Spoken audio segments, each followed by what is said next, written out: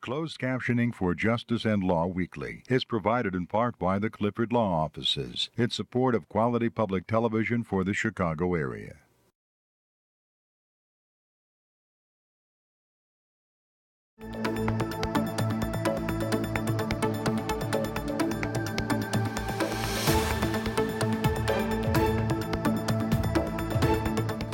Welcome to the Chicago Bar Association's Justice and Law Weekly. I'm Aurora Balastriaco, president of the Chicago Bar Association. The mortgage foreclosure crisis has been in the news headlines for some time. Unfortunately, a record number of Cook County homes continue to be lost to foreclosure. The Chicago Sun-Times recently reported that Chicago area foreclosures have risen 19.5% over the past year. Here to discuss this crisis are Circuit Court of Cook County judges Louis Michael Nixon and Moshe Jacobius. Judge Nixon is a supervising judge in the Chancery Division, and Judge Jacobius is the presiding judge in the Chancery Division of the Circuit Court of Cook County.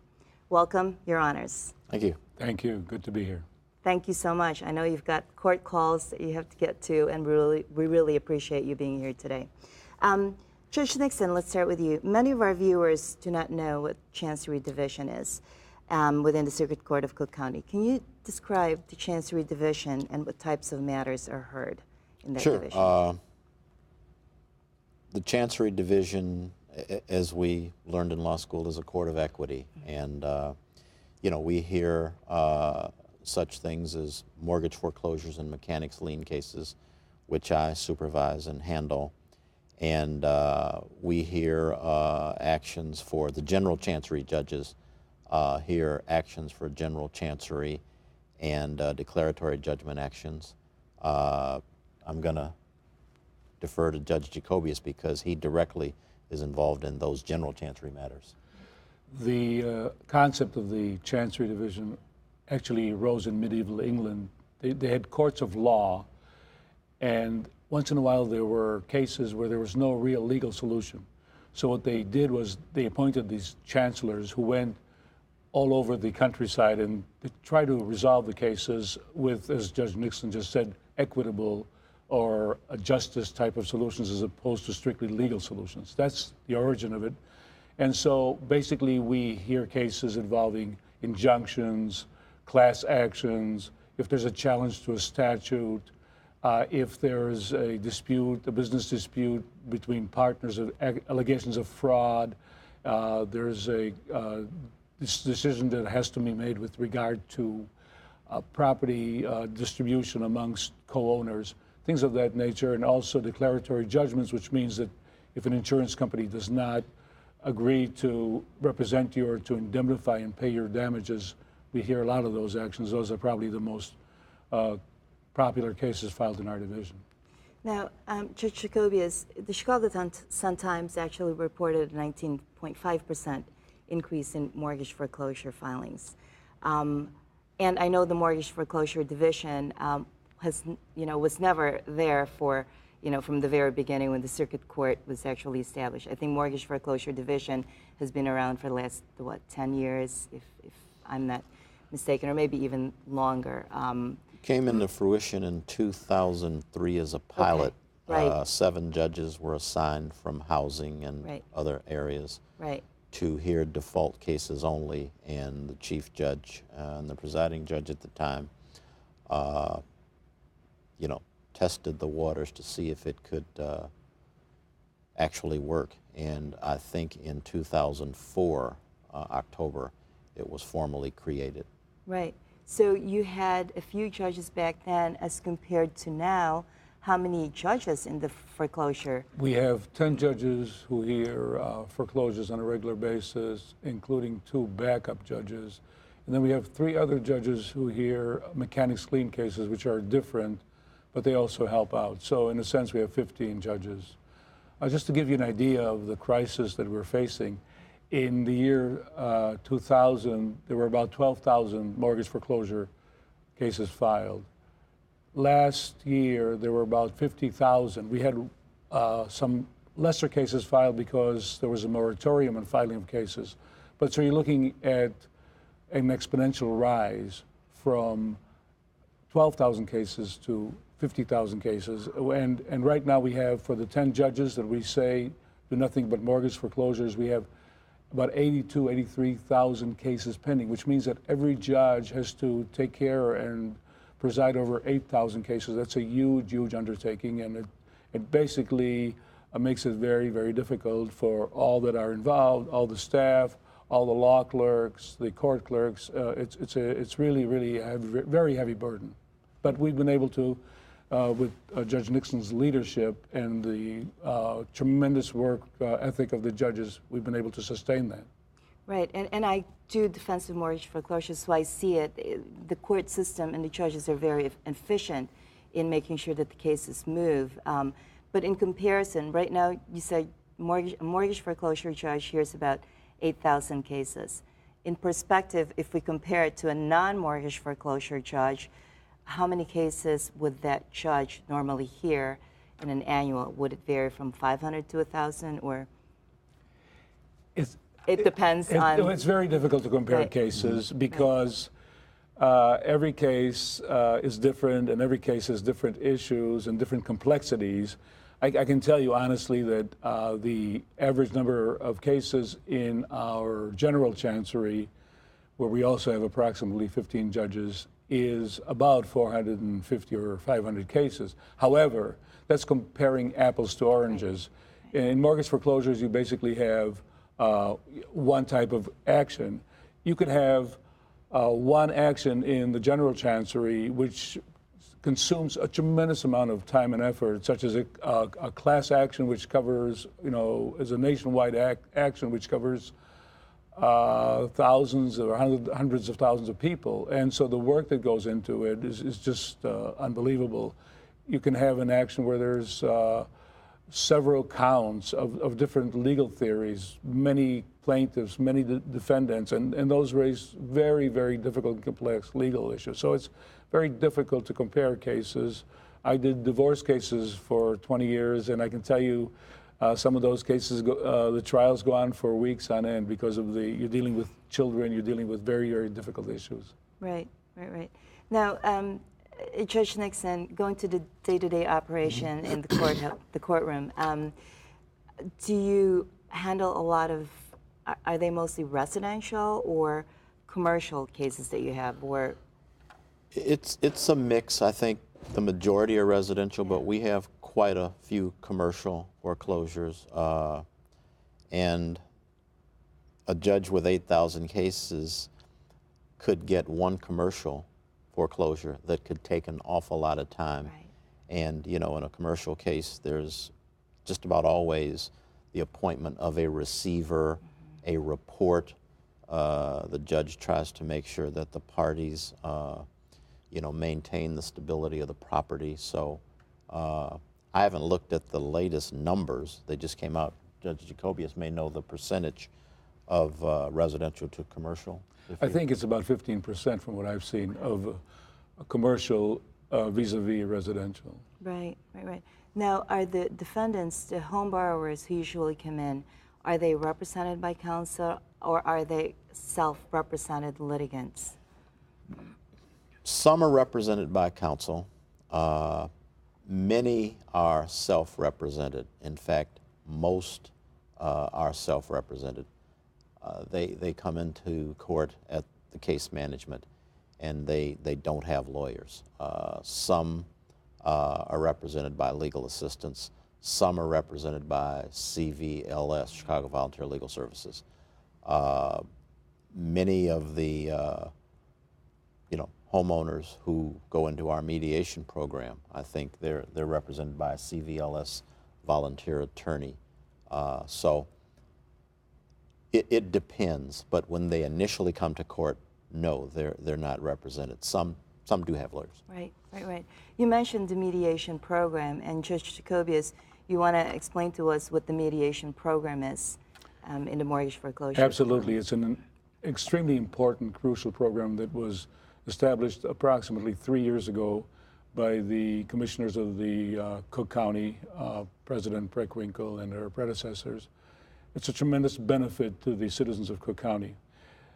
The way the program works is that it tries to encourage debtors or homeowners who are unable to pay their mortgage and have been sued to come to court so that they can get free housing counseling and free legal advice. It is the most comprehensive program that is available anywhere in the country, and it provides more services than any other program in the country. Just to give you an example, we have community outreach. So even before there's any lawsuit, there are workers who go out and knock on doors and tell people about their rights. Then we have a housing counseling component where people are given a phone number where they can call and consult with housing counseling specialists. We've had over 95,000 calls to the housing counseling by individuals seeking assistance and help. After that, there are attorneys who basically provide free legal assistance both on the premises of the circuit court on the 28th floor of the Daly Center, where Judge Nixon holds court and supervises his judges, and also on the 13th floor where we have a help desk. So our individuals are permitted to get free legal advice. They can also make an appointment in our Washington offices, 29 West Washington. In addition to that, then we have the possibility of mediating the conflict between the banks and the homeowners and trying to renegotiate the loan, or as we call it, a loan modification. There are various federal statutes which allow for that. And if it appears that there is a good possibility of resolving it with a loan modification, then the individuals get sent to mediate. And as Judge Nixon has said, they actually receive an attorney, which is almost unheard of under any other program in the country. They get a CVLS attorney to represent them and try to resolve the cases. We have really good experience and results. We have about 40% of the cases that are mediated, people can actually save their home and stay in their home and continue to pay the mortgage. In another approximately 10 cases, the people are not able to save their home, but they are able to, what we call, have a graceful exit, which means they can get out from under the mortgage with no more liability, no more payment to them. There are several ways of doing that, one of which would be what we call a short sale. So the bank takes less money than they're owed, and the person who took the loan sells the property. Also, we allow under this program, if the banks agree, a deed in lieu of foreclosure. They just turn over their deed in the house and they don't owe any more money. So we have different ways of dealing with it, trying to help people. The thrust of the program is to try to help people save their homes, to educate them, and give them free counseling, both housing counseling and legal assistance, and to give them an attorney in the mediation program.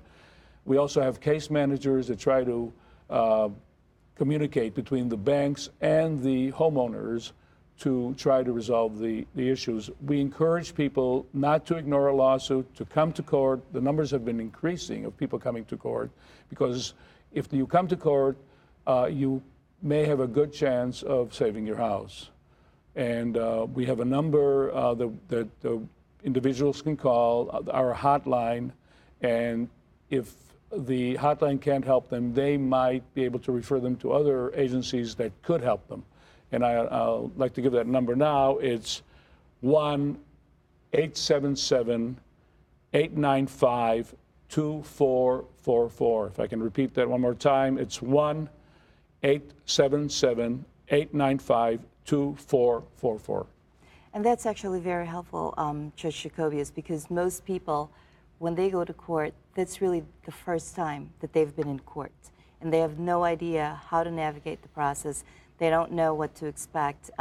So if I'm a self-represented litigant and I show up in court, would the judge, like Judge Nixon, would you tell me that, you know, there are certain rights and there's a mediation program that's available for you, or? Okay. What we do when a person appears in court for the first time, we call it the case management conference. Before the judge gets into that case, we send them out to to the hallway. And you've been on the 28th Right, floor. right. It's the tables are out there and the orange signs and the courtroom numbers. We tell them to go to the table with the courtroom number that's assigned to that table, and they meet with a case management attorney, case manager, and the case manager takes about 5 or 10 minutes to, go over their case with them and assess what needs to be done, and then the case manager will prepare a recommended order disposition, recommend a continuance, and they'll give that to the homeowner, and they'll come back into the courtroom and show it to the judge. Right. And then that's, the judge will act accordingly. So the judges used to do a lot of the explaining to self-represented litigants, but now we have case managers who can take the time. And that way the judge can then dispose of the rest of the call in which, borrowers do not show up, default cases, as you know, Right. and, get the lawyers out of there and then have more time to work with, individual defendants. And just one last point about that, we talked earlier about having 8,000 some odd Right. cases. I'm very proud and happy to say that even though a judge works under a struggling workload, they still take the time to explain to a person and try to put them at ease for that day. I used to tell, and I still do when I handle cases, nothing's going to happen today. Nothing's going to happen today. We're going to see where you are and try to get you some help or direct you to the resources that Judge Jacobius just talked about, mediation if applicable and what have you. I want to underscore what Judge Nixon just said. One of the things that we strive to do is to accord everybody who appears in our courts respect and dignity. And under Judge Nixon's leadership, that absolutely is a sine non qua non, or an absolute requirement in our courts, and that overrides everything. The other thing I wanted to just clear up is to say that the case managers are not there to represent the debtors. They're there to act as a communication or ombudsman, if you would, between the bank and the borrower. So their job is to make sure that there's good communication between the courts and all parties. And that has already seen its fruits, and it's helping move cases better, and it's going to increase our success, I think, with the mediation. And I also do agree that is important, I think one of the most important aspects of the mediation, because most borrowers, when they call the lender, they get sent in a circular way, not knowing who has authority to deal with them, and before you know it, it's already way past the time period. So having the court order the mediation where someone who's authorized from the lender to actually negotiate is very important for the homeowner and the borrower. Now, let me ask, and I know the Illinois Supreme Court formed a task force, Judge Nixon, on the mortgage foreclosure, and you held, and you're chairing Right. it.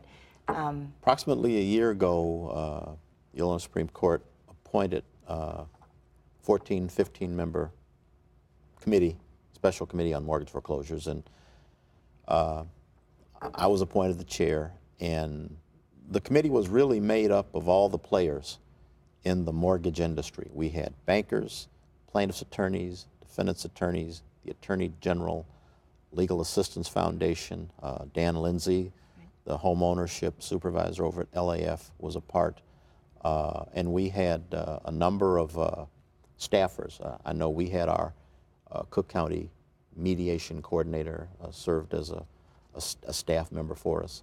And we were just told to look at mortgage foreclosures as they occur and come up with some recommendations for Supreme Court rules that could probably aid the process.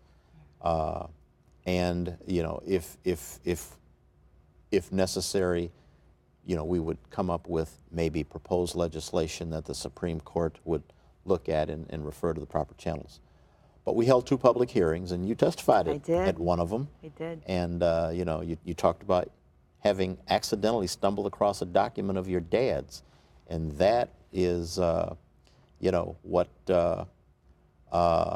led us to try and look at ways to make this process more even.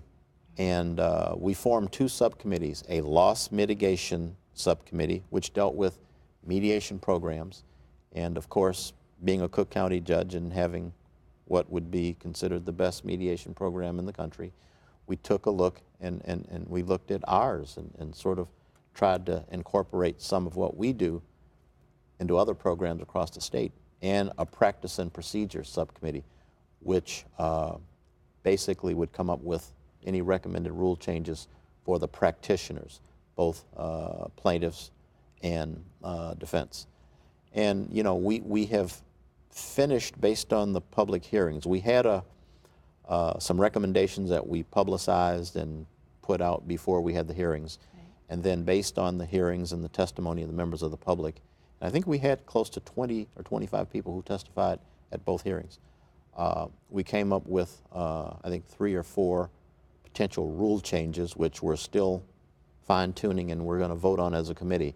But overall, the recommendations will address, the banks and what they have to do to work with a borrower before the case is either goes into the judgment of foreclosure stage or filed.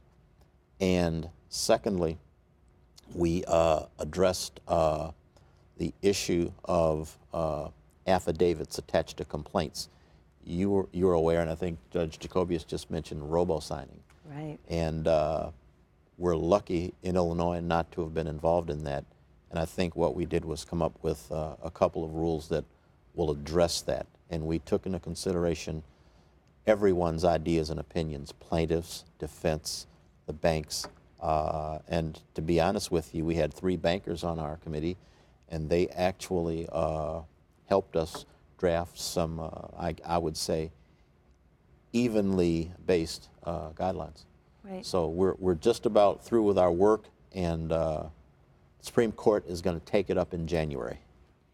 Meaning they're going to vote on the proposed rules? We're going to vote on the rules this week. Okay. And we're going to get the rules to the court. Right. And the Supreme Court will take it up at its regular meeting of the justices as to whether or not they're going to adopt those rules or call for more discussion, debate, or whatever it is they want to do. Right.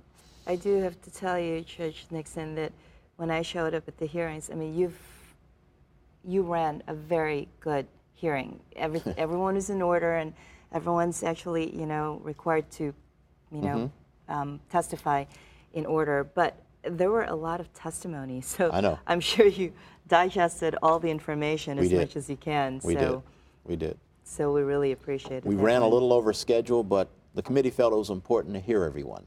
Right. And, but it worked out fine. Yeah, it's really good. So we're looking forward then to seeing what the rules are that would help streamline the process a lot more. Do you expect the mortgage foreclosure to ease up in the next few years, or have we seen the bottom yet, or is there going to be another wave?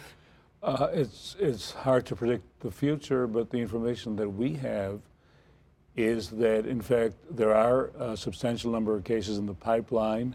As I said, some of them have been held back because there was a moratorium because of the robo-signing crisis that Judge Nixon just mentioned, and the fact that some cases haven't been filed over the last year. But we're expecting that there will be a pickup over the coming year. Just to give you an example, many elderly individuals took loans, additional loans on their homes, just to finance their children's education, hoping that once the child gets work and becomes employed, they will be able to pay it back. And of course, we know that the unemployment statistics are still high in Illinois. And so therefore, the elderly individuals who took these loans now can't pay back the obligation, and so they're being foreclosed on. That's a very, very unfortunate situation, but that's just one example of the type of economic crises we've been looking at over the last 6 years or so, Right. 8 years. Right. a lot of people, when they get served with a summons and a complaint, some of them, particularly in the minority communities and those with language barriers, they just get the summons, receive the complaint, and they abandon their homes. Which, with that means if you abandon your home, you've pretty much waived your rights under the statute. So what would you say to a defendant or a borrower when they receive a summons and a complaint? What to do? Well, I think that number one, they can call the hotline, and the hotline number, not only have I just given the number out here, but it's on the summons. And so when you receive a paper, you can look on your summons and call the number that's given. As I said, we also have community outreach workers who are actually knocking on doors telling people not to ignore those documents. They should absolutely go to court. They should absolutely come down to the Daily Center where they can seek legal advice. Even if it's not their day, they can go to the 13th floor self-help desk, or they can go to the 28th floor and try to speak to an attorney. There are attorneys on premises from the Chicago Legal Clinic. And if they receive a notice that the case is up on a particular day, then they should absolutely show up in court, because they will be able to get information, they will be able to find out what their options are, and they'll be able to possibly save their home. So I think you're absolutely right. In some communities, it's a cultural thing where individuals are afraid of authority, and they just are afraid something will happen. It's just the opposite. What we try to do is help people, and we encourage them to come and seek help so that they can save their homes, and which of course is precious to every one of us, the place we live in, and that's what we are encouraging people to do. Great. I echo Judge Jacobius, and for the 9 years I've been doing it, my one sentence has been, come to court. Right. We can't help you if you're not there. Right. It's, the judge is going to sign all those papers, and you're then fighting upstream. But if you come to court, there may be a way to help you. Great. Period. Great. And another benefit would be that if somebody abandons their house, you have an abandoned building, and you have basically possibly crime or blight that occurs in the neighborhood. The process that we have actually allows people to stay in their home longer, and so that's another additional benefit to the mediation program that we've talked about. Great. I wish we had more time, but Judge Nixon and Judge Jacobius, thank you for sharing your views on mortgages, foreclosures, and how the Cook County Circuit Court is assisting citizens in this area. I'm Aurora Abella Austriaco. Thank you for watching the Chicago Bar Association's Justice and Law Weekly.